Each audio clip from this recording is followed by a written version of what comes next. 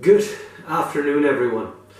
For today I want to be making again some nice hearty comfort food, and I was thinking, well, why don't we make a lovely French winter dish, probably the Frenchest of all winter dishes, well, maybe besides a good cassoulet, but that would be to make a tartiflette. So a tartiflette, well, it takes a Frenchman to basically combine bacon, onions and cheese and make it into an unbelievably nice dish. And that's, well, in grand basics what we will need. So our ingredients will be, first of all, some onions, second of all some potatoes. Now you want a steady cooking potato. I'm using these little baby potatoes. We will need, of course, some bacon. This, of course, is my home cured and smoked. And we need a cheese. Now, what kind of cheese? This recipe is actually specifically made with reblochon. It's it's a washed rind cheese from the Jura region, so the region that borders Switzerland. And this poses for some people a problem, because reblochon, it's always a cheese made from raw milk, which of course for our American viewers, the people at the FDA have decided, well, I don't know, either you can't handle that level of awesomeness, or who knows, the people from the fast food lobby try to prevent you in some way from experiencing what real food tastes like. But it's a washed rind cheese. So as you can see here, the structure, creamy center with indeed a medium hard rind. Now you could use, of course, alternatives. I mean, the structure is similar to, for example, a brie or a camembert, but that would not provide the same flavor. So if you can't get a hold of reblochon, I think the closest that comes to mind, at least in my mind, would probably be a Munster cheese as an alternative. But if you can get a hold of this, it's a very lovely cheese. Now, enough said, let's get cooking. First of all, that would be indeed to prepare our ingredients. In this case, our bacon. Now what I will be doing is I'm going to be cutting some slices with my meat knife. Now what I do want, first of all, cut your slices big enough, and also cut nice decent chunks of bacon.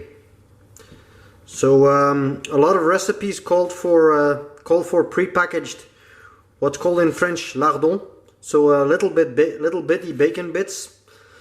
I'm not really akin to that, so I prefer to, especially in this kind of dish where there's a couple of very strong flavors, to actually taste or see and feel the bits that I am eating. Same goes with our onions.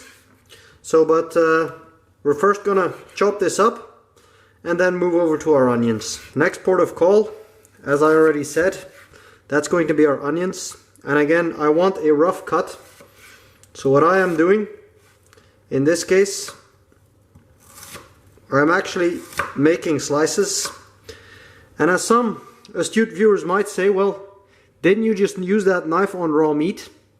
And as you can see, there's even some chunks of meat still on there. Well, yes I did, and no, that is not dangerous, guys. This has been working on cured meat. So the bacon that we use has been cured. As I explained in a previous video, when you cure meat, basically the salt solution makes that the meat is no longer susceptible to bacteria. Second of all of this is going to get well cooked through, so again there is no reason of any contamination whatsoever. A lot of these rules that you hear, and I do get the reason why, believe me, I was taught by a lot of skills I was taught by two professional chefs. In a big kitchen where there's a lot of hurry, you just can't make any mistakes. Now when you're cooking for yourself, as I said, I'm just using the same knife purely out of ease of use, but you can be a little less careless as long as you take care not indeed to use products that you used on raw meat into cold preparations. So with stuff that gets cooked through, no problem whatsoever. So again, I'm cutting these into little strips that we will fry up later on the pan. Next port of call, that would be indeed to fry up our bacon. Now as you can see, I already added a tiny little knob of butter. Nothing too much. Of course, butter. This is French cooking after all. And we will start frying up our bacon. Now the only reason I put in some butter is because the bacon is, well, it's still a pretty nice bacon, but it's a tad bit on the lean side. So afterwards we'll actually fry up our onions in the fat that's in our pan. So we want this bacon to cook nicely through. I don't want it crisp because, well, basically it's going to go into an oven dish, so it won't come out crisp in the end. But we want this to cook through and render out some fat for our onions. Well guys, our bacon has cooked through. It's left a bit of fond on the bottom. And of course now it's time to brown up our onions. And I do mean in this type, brown. So I don't want them just to turn translucent, I want some caramel on these onions. The sweetness of the onion is indeed going to balance the funkiness of our cheese. So just set to low heat and allow these things to, well, slowly gain some color. Now as our onions have indeed, as you see, taken on some color. Now I don't want them, of course, to go to the texture of French onion soup, but again I want some color, some caramel on there. We'll set these aside. Allow them to cool off a little bit. And of course, the last thing I do want to do, our pan. Now you can't really see it very well as the pan is of course black, but especially the bacon has left some crust, some fond on the bottom, and as of course we will do, that is to deglaze our pan with, well, some white wine. Now guys, it's time to actually start assembling our dish. Again, this is a bit of a layer cake situation. So as you see, we already spread out a layer of potatoes on which we now add some onions. We add some of our bacon. Voila. And we add another layer of potatoes.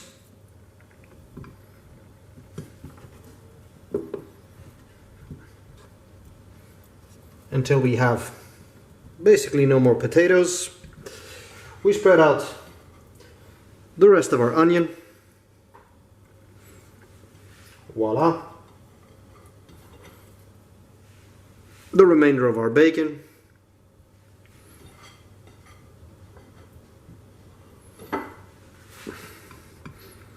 Until we're complete. Now we are going to, of course, cover this with our white wine mixed with our pan juices. This will actually help the dish steam a little bit in the oven. And last but not least, that is of course our cheese. Now what we simply do is we put, I'm going to help press a little bit, but we put the two halves of our cheese down as such, rind side up. Now this is the great secret of this dish. So the cheese will actually, as we put this in the oven, the cheese will actually melt down into our dish. Some people actually add some cream as well. I think that the dish is already rich enough as it is. The wine actually makes for turns this stuff into a lovely liquid sauce. This will spend about half an hour in a 180-degree oven and will be pretty much set to eat. Well guys, as you can see, our dish has come out of the oven. Our cheese is nicely melted. All of our other ingredients have formed a lovely little sauce. The only thing I would advise is to leave this to rest for about 5 to 10 more minutes before serving. It's of course way too hot, especially any dish that contains melted cheese straight out of the oven. Bad idea. But also the cheese will firm up a little, so you get this nice lovely stretchy sauce inside. You can serve this, well, as I will do tonight, as a main course. You can serve this as a side to something else, but I see no reason. So you can serve, as I said, serve this up as a main course, maybe just a little bit salad to the side, and just enjoy, guys.